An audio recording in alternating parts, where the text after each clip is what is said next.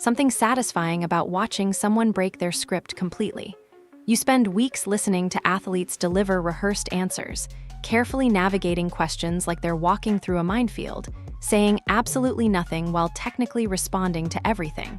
And then every once in a while, someone steps to that podium and just tells the truth. Shedeur Sanders did exactly that this week.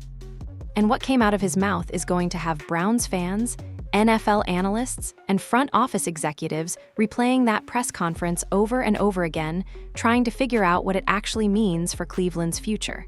Because here's the thing. Sanders didn't just answer questions. He contradicted himself in the most revealing way possible. In the span of maybe 2 minutes, he defended Kevin Stefanski with the kind of conviction that destroys months of media narratives about a coach who supposedly lost his locker room. And then, almost in the same breath, he admitted something so brutally honest about the Browns organization that it confirms every fear fans have had about this franchise for decades. Half of us don't know if we're going to be here next year. Let that sit for a second. The starting quarterback of the Cleveland Browns, a rookie who's supposed to represent hope and a fresh start, just admitted on the record that widespread uncertainty is consuming the entire roster. That players aren't thinking about winning or development or building something special. They're thinking about survival, about whether they'll even have jobs when the off-season bloodbath begins. And somehow, in the middle of admitting all that chaos, Sanders still found a way to defend his head coach and push back against everyone who's been calling for Stefansky's head. So which is it? Is Cleveland a functional organization with a respected coach and a promising young quarterback ready to build something real? Or is it the same dysfunctional mess it's been for 20-plus years, burning through coaches, quarterbacks, and hope with the same predictable rhythm that's made the Browns the league's most reliable punchline? The answer, based on what Sanders revealed, might somehow be both. And that contradiction tells us everything about where this franchise stands right now. But what Sanders said about Stefansky wasn't just surprising. It was a direct attack on narratives that have dominated Cleveland sports coverage for months. For months, the story wrote itself. Kevin Stefanski had lost the locker room. Players were frustrated. Veterans questioned his decisions at every turn. Anonymous sources fed reporters a steady diet of dysfunction, painting a picture of a coaching staff that had completely lost control of the situation. The quarterback carousel from Flacco to Gabriel to Sanders wasn't just bad luck or injury misfortune. It was evidence of a coach who didn't know what he was doing, who couldn't commit to a plan, who was making it up as he went along while the season crumbled around him. National analysts repeated it. Local radio hosts built entire segments around it. Social media turned it into accepted fact. Stefansky was done. The only question was whether ownership would pull the trigger before the season ended or wait until the final whistle to deliver the inevitable news. And then Shedeur Sanders walked up to that microphone and torched the entire narrative. Not with some carefully worded non-answer designed to avoid controversy. Not with the typical coach speak that athletes default to when they don't want to make headlines. Sanders went direct. He went emphatic. He named exactly who he was pushing back against. The media. I don't think we listen to the external stuff. He's our coach. We view him the same as we view him the first week. You know, we got the utmost respect for him. And yeah, I think that's more media stuff. That's more outside noise. Read that again. The rookie quarterback, the guy who sat on the bench for 10 weeks while the organization fumbled through its quarterback disaster, the player who theoretically has more reason than anyone to be frustrated with how Stefansky handled the position, just told everyone that the dysfunction narrative is fabricated. That inside the building, the reality looks nothing like what's being reported. That players still respect their coach the same way they did before everything fell apart. This isn't some random backup trying to score points with the coaching staff. This is the starting quarterback making a definitive public statement about where the locker room actually stands. And it creates a massive problem for everyone who's spent months pushing the opposite story. Think about all those anonymous sources. All those reports about veterans being fed up, about position groups losing faith, about a fractured locker room divided into camps supporting different quarterbacks. Either those sources were lying, exaggerating, or completely misrepresenting the internal temperature. Or maybe those sources don't actually speak for the majority of players, and reporters ran with isolated frustrations as if they represented widespread sentiment.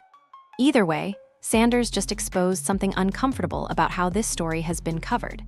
Now, skeptics will immediately ask the obvious question: why would Sanders defend a coach who arguably held him back? Why protect Stefansky when staying quiet or offering lukewarm praise would have been so much easier and so much safer politically? A few possibilities exist. Maybe Sanders genuinely respects Stefansky and believes the criticism is unfair.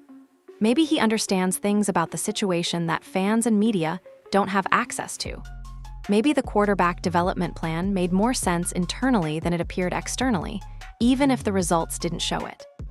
Maybe Sanders recognizes that Stefansky was dealing with an impossible situation, forced to manage the Deshaun Watson disaster and its aftermath while trying to evaluate multiple quarterbacks with a roster that wasn't built to win without elite play at the position. Or maybe Sanders is just smarter than people give him credit for. Defending your coach publicly, especially when that coach is under fire, creates loyalty and trust that pays dividends later. If Stefansky survives and returns next season, Sanders has cemented himself as the coach's guy, the quarterback who had his back when everyone else was calling for his head. That relationship matters when you're a young player trying to establish yourself, trying to earn the benefit of the doubt during inevitable struggles, trying to build the kind of partnership between quarterback and head coach that every successful franchise requires. And if Stefansky gets fired anyway, Sanders still comes out looking mature, professional, and team-oriented.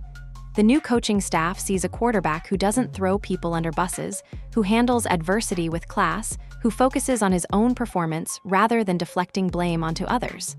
It's a strategically brilliant move regardless of outcome. But here's what makes Sanders' defense of Stefansky so complicated. He didn't stop there.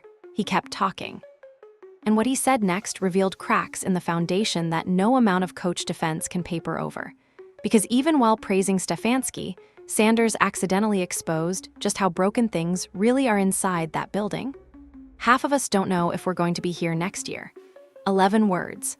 That's all it took to completely undercut everything Sanders had just finished saying about stability and respect and unity. One moment he's defending his coach, dismissing the noise, painting a picture of a locker room that's tuned out the external chaos and focused on finishing the season strong together. The next moment he's casually admitting that roughly half the roster is walking around wondering if they'll still have jobs in a few months. You can't have it both ways. You can't defend organizational leadership while simultaneously revealing that organizational uncertainty has infected every corner of the building. You can't dismiss dysfunction narratives while confirming the exact conditions that create dysfunction in the first place. And yet Sanders did exactly that, probably without even realizing the contradiction he just created.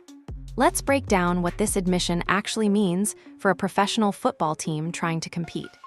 Imagine showing up to work every day knowing there's a coin flip chance you won't be employed by the same company next quarter. Imagine trying to focus on your job, trying to execute at the highest level, trying to build chemistry and trust with coworkers, all while that uncertainty gnaws at the back of your mind constantly.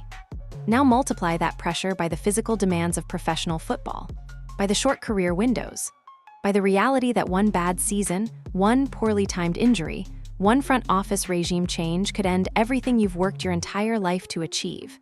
That's what Sanders just described. That's the environment Cleveland has created for its players. And here's the brutal truth about how uncertainty like this poisons everything. Players stop thinking long-term. Why invest in learning a complex system when you might be learning a completely different system in 6 months? Why build deep relationships with teammates when half of them might be scattered across different rosters by training camp? Why sacrifice your body for a franchise that might not even want you around to see the payoff? The mental shift is subtle but devastating. Self-preservation replaces team-first thinking. Individual statistics become more important than wins because stats travel with you to your next team while wins stay behind. Players start making decisions that protect their careers rather than decisions that help the Browns succeed. None of this is conscious. Nobody walks into the facility thinking they're going to be selfish today. But when your employment feels temporary, when the organization has shown zero ability to commit to anything or anyone for more than a season at a time, the survival instinct kicks in automatically. Sanders tried to spin the uncertainty as motivation. We play for the franchise. We play for our coaches.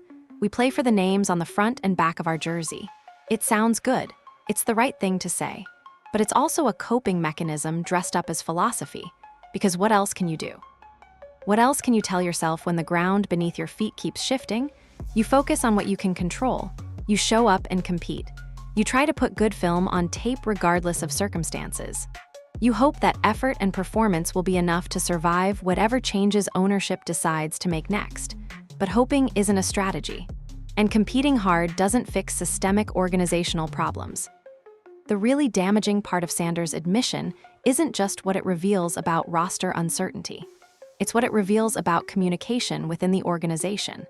If half the roster genuinely doesn't know their status for next year, that means the front office either hasn't communicated plans clearly or doesn't actually have plans to communicate. Either scenario is a massive failure of leadership. Good organizations tell players where they stand. They provide clarity even when the news isn't what players want to hear. They respect professionals enough to give them honest assessments rather than leaving them to wonder and speculate and stress about futures that remain undefined. Cleveland apparently hasn't done that, or can't do that, or doesn't know how to do that, which raises a terrifying question about the Browns' decision-making process. If the people running this franchise can't tell their own players what the plan is, do they actually have a plan at all? Or are they just as lost as everyone else, reacting to results, making it up as they go, hoping something eventually works without any real conviction about how to get there? Sanders' comments suggest the latter. And that's the kind of organizational dysfunction that doesn't get fixed by changing coaches or drafting better players or making splashy free agent signings. It gets fixed by changing the fundamental culture of how the franchise operates, by ownership committing to a vision and sticking with it through inevitable rough patches, by building the kind of patient, coherent structure that allows young players to develop and veteran players to thrive. The Browns have shown zero evidence they're capable of that kind of commitment, and Sanders just confirmed it, even while trying to defend the people currently in charge. The contradiction is almost poetic in its tragedy. A young quarterback defending his coach because he genuinely believes in him, while simultaneously revealing that the organization surrounding both of them is too chaotic and unstable to let that belief translate into actual results. Stefansky might be a good coach. Sanders might be a talented quarterback, but neither of those things matter if the franchise itself is fundamentally broken. And that brokenness isn't new. It isn't surprising. It's the continuation of a pattern that's defined Cleveland football for longer than most fans want to remember.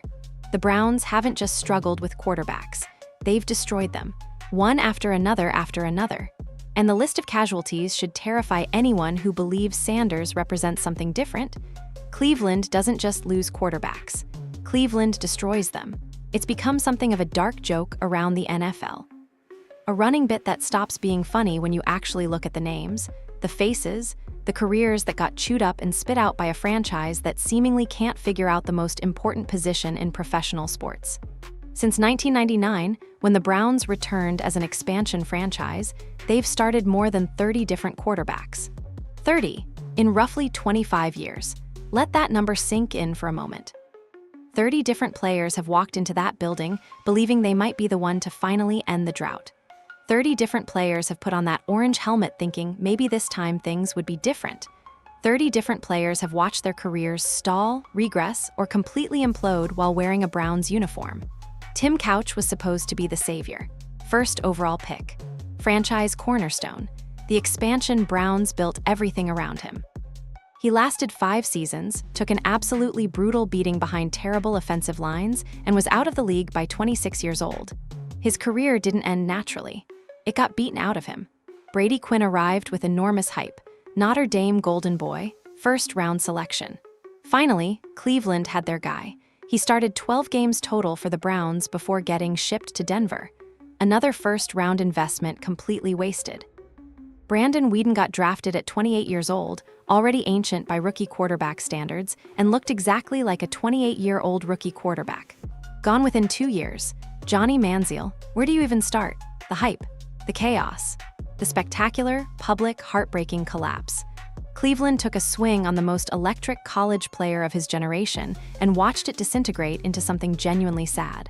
Off-field issues consumed everything. The football became secondary. Another first-round quarterback, another complete failure. DeShone Kizer started 15 games as a rookie and threw 22 interceptions. 15 games, 22 picks, then gone. The list continues. Cody Kessler. Robert Griffin III after his career had already fallen apart in Washington. Josh McCown in the twilight of his journeyman career. Each one arrived with some version of hope. Each one departed having done nothing to change the franchise's trajectory. Even the success stories come with asterisks. Baker Mayfield looked like he might actually break the curse. He set rookie records. He brought energy and swagger and genuine excitement to a fanbase desperate for something to believe in.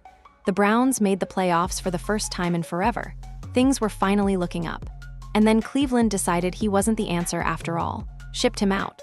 Moved on. Let him resurrect his career in Tampa Bay, while the Browns made the decision that would haunt them for years to come. They traded for Deshaun Watson. Everyone knows what happened next. The fully guaranteed contract that shattered NFL precedent. The suspension. The controversies that followed Watson everywhere and made him radioactive in ways that went far beyond football. The injuries that prevented him from ever delivering on the promise Cleveland had mortgaged its future to acquire. The Browns gave up 3 first-round picks and committed $230 million fully guaranteed dollars to a quarterback who has won exactly 12 games for them across 3 seasons. 12 wins, for the most expensive contract in NFL history at the time. And now Watson's career appears functionally over in Cleveland. The experiment failed catastrophically. The resources are gone. The opportunity cost is staggering. And the franchise is right back where it started, searching for answers at quarterback with nothing to show for years of aggressive attempts to solve the position. This is the graveyard Shedeur Sanders just walked into. This is the history he's inheriting. The pattern he's trying to break. The curse, if you want to call it that, hanging over everything he attempts to accomplish in Cleveland. And here's what makes his situation uniquely complicated. Sanders didn't enter a rebuilding situation with a clear path forward. He entered chaos. Mid-season chaos with a coaching staff fighting for survival, a roster in flux, and an organization that just watched its massive quarterback investment completely collapse. He wasn't the plan. He was the emergency option when the plan failed. Joe Flacco started the season because the Browns had no idea what else to do. When that didn't work, they turned to Dillon Gabriel. When Gabriel got hurt, they finally gave Sanders his shot. This wasn't some carefully designed development track. This wasn't the organization methodically preparing their quarterback of the future for the perfect moment to take over. This was desperation. This was running out of options and finally giving the 5th-round rookie a chance because there was literally no one else left. And somehow, in the middle of all that chaos, Sanders is supposed to prove he can be the answer that 30 predecessors couldn't manage to become. The odds are not in his favor. History is not in his favor. The organizational track record of developing and supporting quarterbacks is spectacularly, almost impressively not in his favor. But Sanders has something none of those other quarterbacks had. Something that creates its own gravity.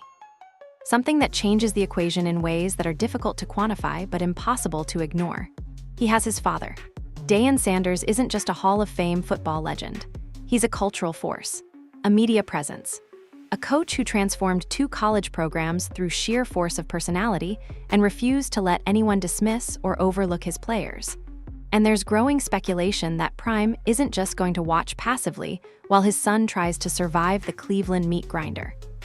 Rumors suggest Deion has opinions about where Shedeur should play, about what kind of organization deserves his son's talents, about whether the Browns are capable of providing the environment necessary for Shedeur to succeed. Those rumors might be overblown. They might be completely fabricated, but they point to a dynamic that makes Shedeur's situation fundamentally different from any Browns quarterback who came before him, because Shedeur Sanders doesn't just have a father who played in the NFL. He has a father who might be the most influential figure in football right now, and that influence could change everything about how this situation unfolds. Nobody in football exists quite like Deion Sanders. 2-sport professional athlete, 8-time Pro Bowl selection, 6-time first-team All-Pro, 2 Super Bowl rings with 2 different franchises, a Hall of Fame career that redefined what a cornerback could be and what an athlete could become off the field. But that was Act 1. Act 2 might be even more impressive. Coach Prime took over Jackson State, an HBCU program that hadn't been nationally relevant in decades, and immediately transformed it into must-see television. Recruits who never would have considered a school like Jackson State suddenly couldn't wait to play for Deion. The culture shifted. The attention followed. The wins came. Then Colorado, a program that had become a national punchline. A team that won one game the year before Deion arrived. Everyone said he was crazy for taking the job. Everyone said the rebuild would take years. Everyone underestimated what happens when Deion Sanders decides to make something happen. First season, Colorado won 9 games. The Buffaloes became the most talked about team in college football, not because of scheme or strategy or some revolutionary offensive system, because of Prime. Because of the way he commanded attention, attracted talent, and refused to let anyone ignore what he was building. And through all of it, Shedeur was right there, playing for his father, protected by his father, developed by his father, winning with his father. Now that dynamic is about to change in ways that create fascinating questions nobody quite knows how to answer. For the first time in his football career, Shedeur Sanders will play for someone other than his dad. No more built-in protection. No more guaranteed starting job. No more father in the building making sure everyone treats his son exactly how he deserves to be treated. Shedeur will be on his own. Kind of. Because here's the thing about Deion Sanders. He doesn't just disappear. He doesn't fade into the background. He doesn't quietly watch from a distance while his son navigates professional football without commentary or involvement. Deion has opinions. Deion shares those opinions. Deion has a platform larger than most NFL franchises and zero hesitation about using it. And the speculation about how that dynamic will affect Shedeur's NFL career has been building for months. Reports suggest the Sanders family has strong preferences about where Shedeur lands in the draft. Rumors indicate Deion has communicated with teams about organizational culture, about coaching stability, about whether certain franchises can provide the environment necessary for his son to succeed. Some insiders claim Shedeur might refuse to play for certain teams altogether, that the Sanders family could pull an Eli Manning, publicly declining to join franchises they view as dysfunctional or poorly run, forcing trades to more desirable destinations. Now, to be clear, none of this has been officially confirmed. The Sanders camp has pushed back on some of these narratives, but the speculation persists because it fits the pattern of how Deion operates. He protects his own. He controls his environment. He doesn't let outside forces dictate outcomes when he has the power to influence the situation. So what does this mean for Cleveland? The Browns are exactly the kind of organization Deion might want to steer Shedeur away from. Dysfunctional ownership that's cycled through coaches and quarterbacks at a dizzying pace. A recent history defined by the Deshaun Watson disaster. A franchise that just watched its rookie quarterback admit that half the roster doesn't know if they'll be employed next year.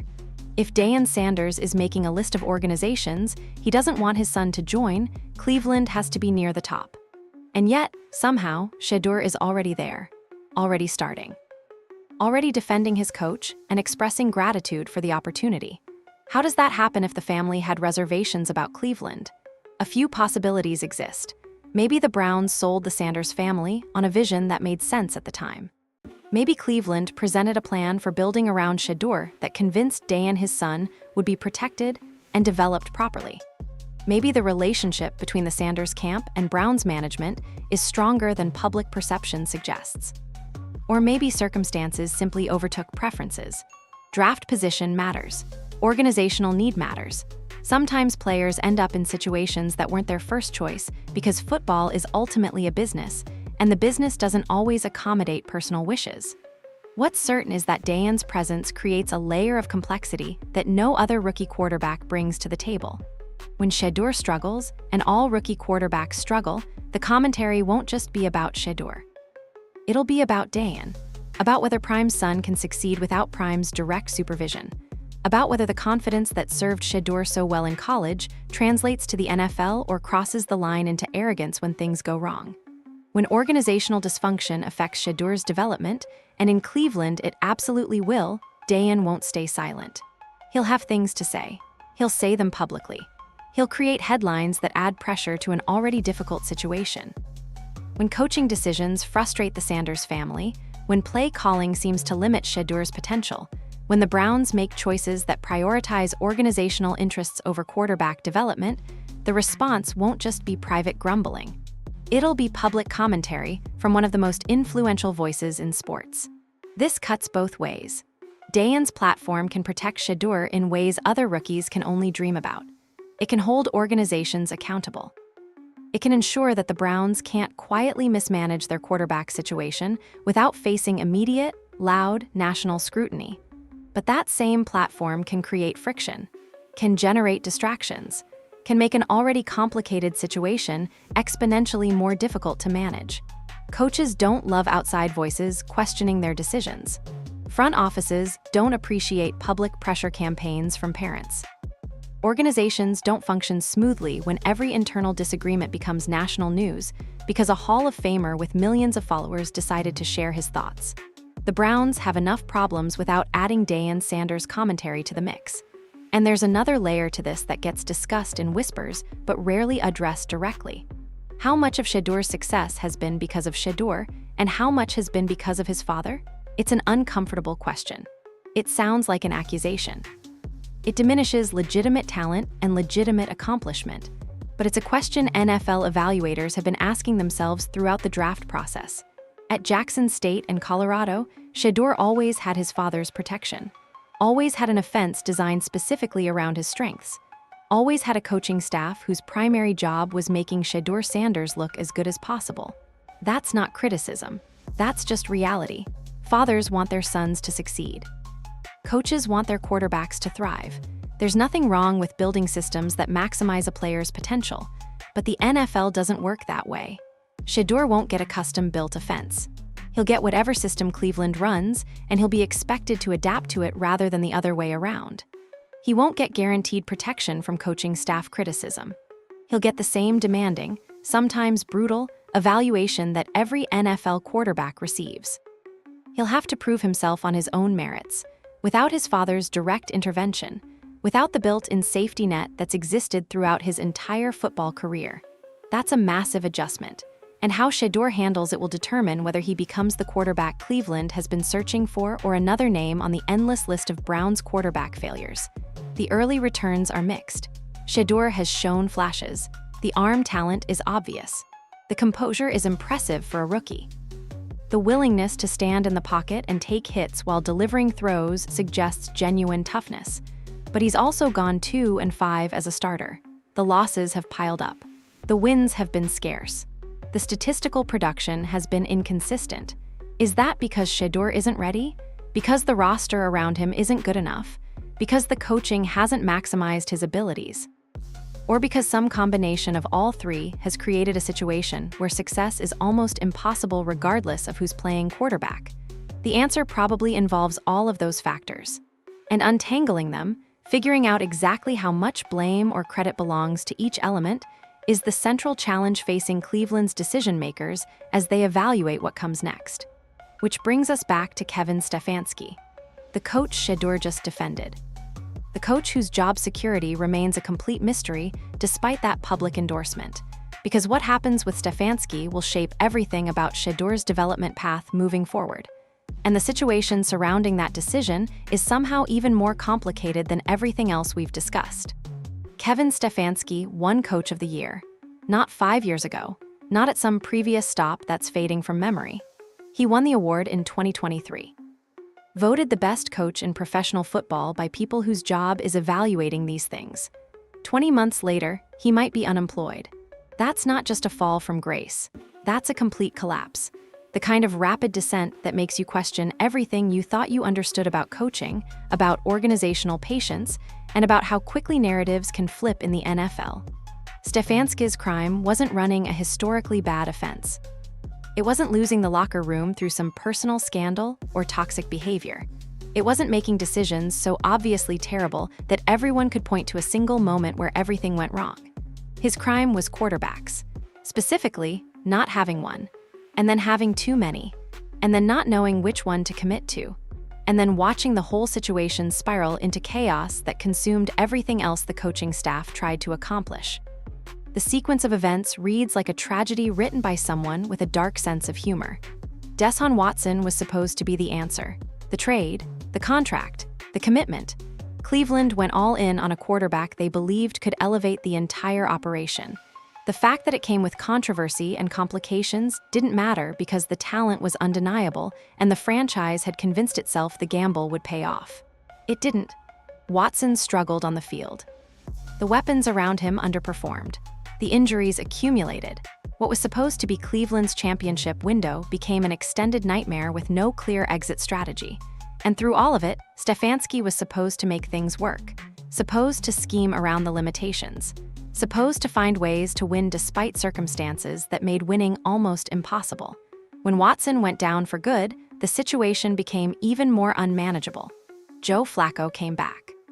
The same Joe Flacco who had actually performed well for Cleveland the previous season, who seemed like a reasonable stopgap while the organization figured out its long-term answer.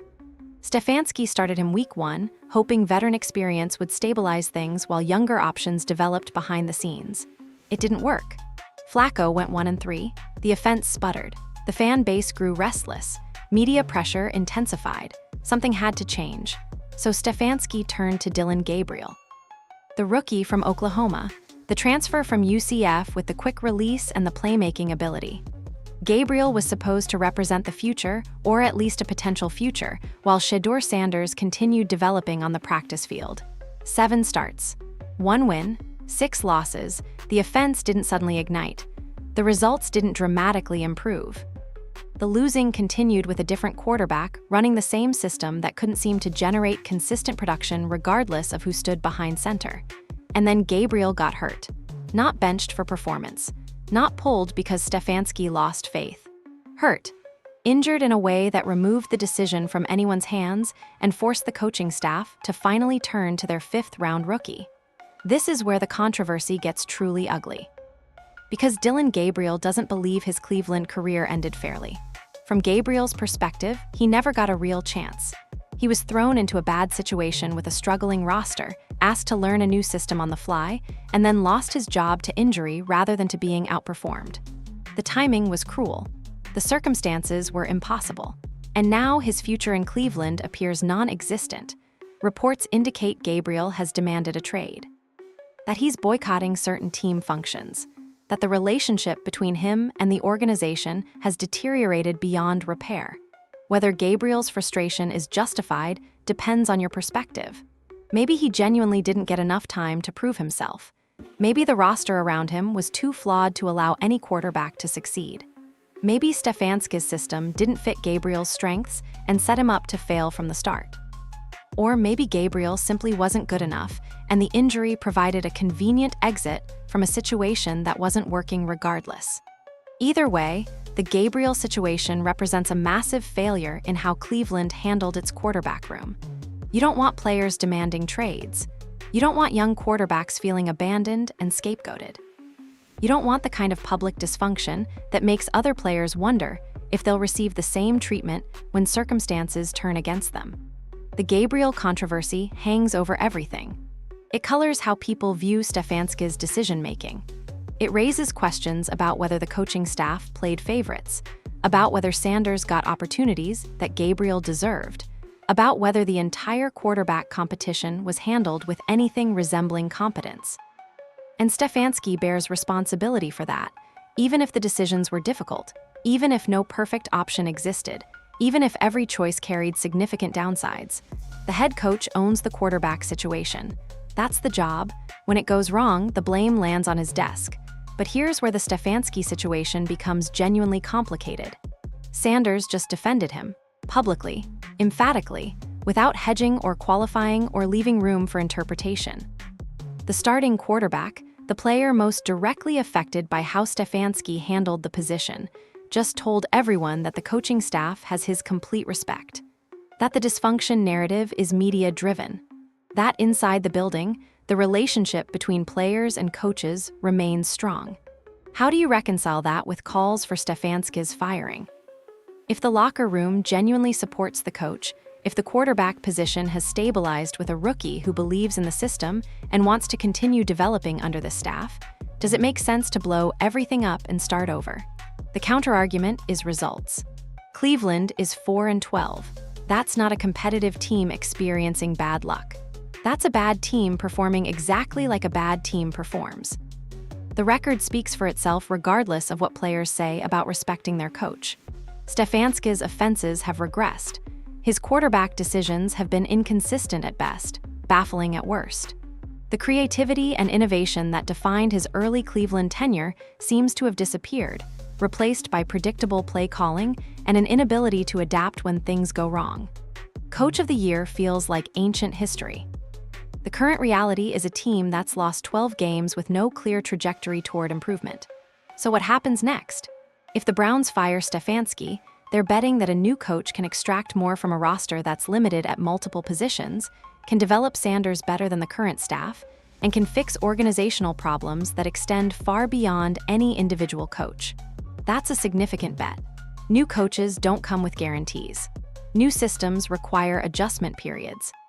The continuity that helps young quarterbacks develop gets shattered when you change the voice in the headset and the scheme they're asked to execute. Sanders would be learning his third offensive system in 2 years. Third set of terminology. Third set of expectations. Third relationship with a coaching staff that might or might not believe in him as the long-term answer. History isn't kind to quarterbacks who experience that kind of instability early in their careers. The constant adjustment prevents natural development. The learning curve never flattens because you're always starting over from scratch. If the Browns keep Stefansky, they're betting that continuity matters more than results. That Sanders benefits from working with a coach he respects and a system he's beginning to understand. That the problems this season were primarily roster-related and can be fixed through better personnel rather than coaching changes. That's also a significant bet. Because if Stefansky's approach isn't working, running it back with minor adjustments doesn't solve anything. It just delays the inevitable while wasting another year of whatever developmental window Sanders possesses. There's also a middle option that nobody wants to discuss publicly. Maybe Stefansky stays, but with reduced authority. Maybe the Browns bring in a new offensive coordinator who takes over play calling. Maybe Stefansky becomes more of a CEO figure while someone else handles the direct quarterback development and game day decisions. That arrangement rarely works smoothly. Coaches with reduced authority tend to become lame ducks. The power dynamics create friction. Players sense the instability and lose confidence in leadership. But it's an option. And the Browns have shown willingness to try unconventional solutions when conventional approaches fail. What makes this situation especially frustrating is that Sanders' defense of Stefansky doesn't actually answer the most important questions. Does Sanders respect Stefansky because Stefansky is genuinely a good coach? Or does Sanders respect Stefansky because Sanders is mature and professional and understands that publicly criticizing your coach accomplishes nothing productive? Is the locker room united behind Stefansky because he's earned that support through his leadership? Or is the locker room united because players understand that appearing divided only accelerates organizational collapse? The truth is probably somewhere in the middle. Stefansky is neither the brilliant coach his awards suggest, nor the incompetent disaster his critics claim. He's a flawed professional dealing with an impossible situation, making decisions that look worse in hindsight than they appeared in the moment, trying to survive in an environment where survival is almost impossible. That doesn't make him the right coach for Cleveland's future. It doesn't make him the wrong coach either. It just makes him another piece of a puzzle that nobody seems capable of solving. And as the season winds toward its conclusion, the uncertainty that Sanders described becomes more suffocating by the day. Coaches don't know if they'll be coaching next year. Players don't know if they'll be playing. The entire organization exists in a suspended state where nothing is decided, nothing is clear, and everyone is simply waiting for ownership to determine their fate. That waiting reveals something important about what Sanders isn't saying, about the careful calculation behind his public comments, about the strategic positioning that might be happening beneath the surface of his apparently genuine defense of his coach. Listen carefully to how Sanders phrased his defense of Stefansky. I don't think we listen to the external stuff. He's our coach. We view him the same as we view him the first week. Notice what's missing. Notice what he doesn't say. He doesn't say Stefansky is a great coach. He doesn't say the offensive system is working. He doesn't say the quarterback development plan made perfect sense. He doesn't say he's excited to continue building with this coaching staff for years to come. He says the locker room respects Stefansky and tunes out media noise. That's strategic. That's deliberate. That's Sanders threading a needle that allows him to defend his coach without committing to anything beyond the present moment. Politicians do this constantly. Say something that sounds supportive without actually endorsing the underlying question. Answer in a way that satisfies the immediate audience without creating obligations for the future. Sanders might genuinely respect Stefansky. That part could be completely authentic, but respect doesn't equal belief.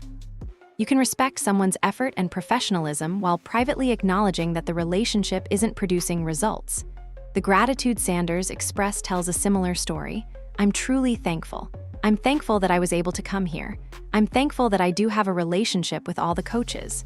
Thankful for the opportunity. Thankful for relationships. Not thankful for the results. Not thankful for the record. Not thankful for how the quarterback situation was handled. It's appreciation for experience rather than endorsement of execution. And that distinction matters enormously when evaluating what Sanders actually thinks versus what he's willing to say publicly.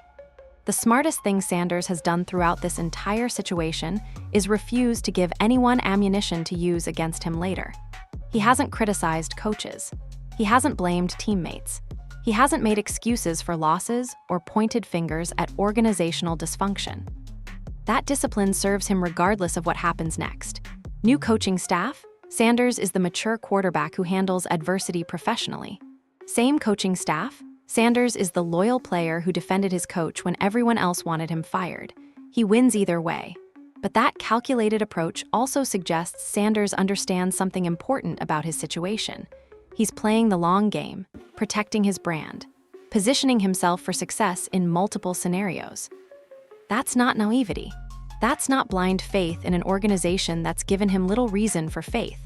That's a young quarterback who understands the business, who recognizes that survival in Cleveland requires more than just playing well on Sundays. It requires saying the right things even when the truth is far more complicated than the public statements suggest. The Browns stand at a crossroads that will define the franchise for the next half-decade minimum. Every decision they make this offseason carries cascading consequences that ripple through roster construction, coaching stability, draft strategy, and the entire organizational culture that's already hanging by a thread. Keep Stefansky and commit to continuity. Fire him and start the cycle over again. Keep Sanders as the unquestioned starter. Draft another quarterback and create competition. Rebuild the roster around young talent. Make aggressive win-now moves in free agency. Each choice eliminates other options. Each path forward closes doors that can't be reopened later. And the terrifying reality is that Cleveland has shown zero evidence they're capable of making these decisions correctly. Look at the track record. The Deshaun Watson trade that mortgaged the future for a quarterback who couldn't stay healthy or productive. The parade of coaching changes that prevented any sustainable culture from taking root. The draft picks wasted on players who never developed or who developed elsewhere after Cleveland gave up on them too quickly. This isn't a franchise with a history of patient, strategic decision-making. This is a franchise that panics, overcorrects, and blows up functional pieces because ownership can't distinguish between bad luck and bad planning. Sanders represents their latest gamble, their newest hope, their most recent attempt to solve a position that's defeated them for 25 years. The smart money says he'll fail like everyone else, not because Sanders lacks talent, not because he doesn't have the work ethic or the mental makeup or the physical tools, but because the environment he's entering has proven toxic to quarterback development regardless of who arrives with promise. But maybe, just maybe, something is different this time. Sanders has Deion's guidance.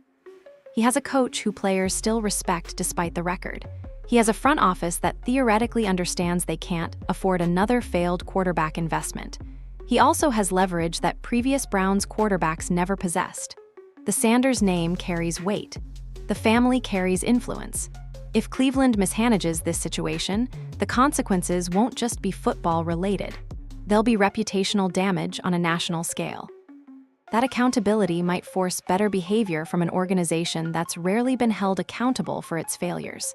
The draft picks Cleveland controls could reshape the roster quickly. High selections mean access to impact talent.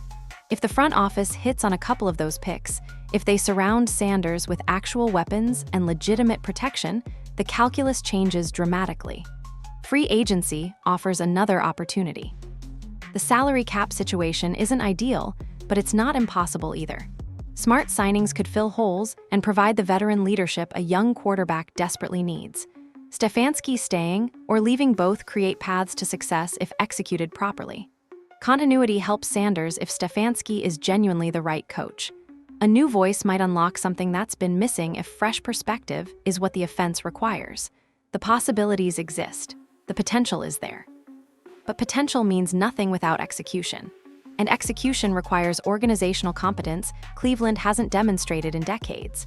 So what happens when the season ends? When the final whistle blows on another lost year and ownership has to make the decisions that determine everything? Rumors suggest Haslam is seriously considering a complete overhaul. New general manager, new coaching staff, total organizational reset with Sanders as the only guaranteed piece remaining. Other reports indicate Stefansky might survive if he agrees to staff changes. Bring in a new offensive coordinator, adjust the scheme. Give Sanders more freedom and more designed opportunities to utilize his strengths. The truth is probably somewhere in between. Some changes, some continuity, an awkward middle ground that satisfies no one and commits fully to nothing. That's the Browns' way. Half measures and compromises that prevent total collapse while also preventing any real progress. Sanders will return next season. That much seems certain. He'll be the starting quarterback when training camp begins. He'll have another opportunity to prove he's different from the 30 failed quarterbacks who came before him. Whether he succeeds depends on factors far beyond his control. The roster construction, the coaching decisions, the organizational stability. The patience ownership shows when inevitable struggles happen early. Sanders can't fix all of that himself. No quarterback can. But he can control his preparation, his response to adversity, his willingness to learn and adapt and grow despite circumstances that make growth difficult. The comments he made defending Stefansky while admitting organizational chaos suggest he understands the complexity of his situation. He's not naive. He's not pretending everything is fine when it clearly isn't. He's just choosing to focus on what he can control rather than dwelling on what he can't. That maturity might be his greatest asset as he navigates the impossible challenge ahead. Shedeur Sanders stood at that podium and revealed more than he probably intended. He defended a coach who might not survive the week. He admitted organizational dysfunction while trying to project unity. He expressed gratitude while acknowledging uncertainty. He spoke with the careful precision of someone who understands that every word carries weight, that every statement gets analyzed and dissected and used to build narratives that take on lives of their own. What he said matters, but what he didn't say might matter even more. The contradictions in his comments reflect the contradictions within the Browns organization itself. A franchise that wants stability but can't stop making changes. A roster that respects its coach but doesn't know who will be around next season. A quarterback trying to build something sustainable in an environment designed to prevent anything sustainable from taking root. Cleveland has destroyed 30 quarterbacks since 1999. They've cycled through coaches, general managers, and organizational philosophies with the consistency of a franchise allergic to patience. They've made aggressive moves that backfired spectacularly and conservative moves that accomplished nothing. And now they're asking Shedeur Sanders to be different, to break the pattern, to somehow succeed where everyone else failed. Maybe he will. Maybe the combination of his talent, his father's influence, and the organization's desperation to finally get this right will create the conditions necessary for actual success. Or maybe he'll become named 31 on the list. Another promising quarterback whose career got swallowed by the Cleveland chaos machine. Another what-if story that Browns fans tell themselves while waiting for the next savior to arrive. The only certainty is uncertainty. The only guarantee is that nothing is guaranteed. Sanders knows that now. He admitted it himself. Half of us don't know if we're going to be here next year. That's not the statement of a confident organization building towards sustained success. That's the statement of a franchise still searching for answers to questions it's been asking for longer than most of its players have been alive. Sanders can defend his coach all he wants. He can express gratitude and professionalism and maturity beyond his years. But until Cleveland fixes what's broken at the organizational level, none of that matters. The graveyard keeps growing. The pattern keeps repeating. and another young quarterback keeps hoping he'll be the exception rather than the rule.